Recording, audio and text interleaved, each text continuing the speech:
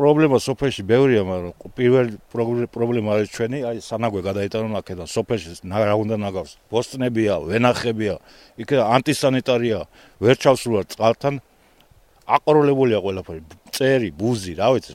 მდინარე ჩერტის ხეობაში არ არის გამოყოფილი ეს ტერიტორია. ყველა სოფელში აბსოლუტურად დასუფთავების სამსახური მუშაობს. თანდათან ყოველწლიურად ვაფართოებთ ამ მასშტაბებს დასუფთავებისას, სოფლებისას, მარტო ქალაქს არ მოვიცავთ. ნაგავსაყრელები გამოყოფილია ყველა სოფელში, რომელსაც ამუშავებს ძიმე ტექნიკით ვამუშავებთ.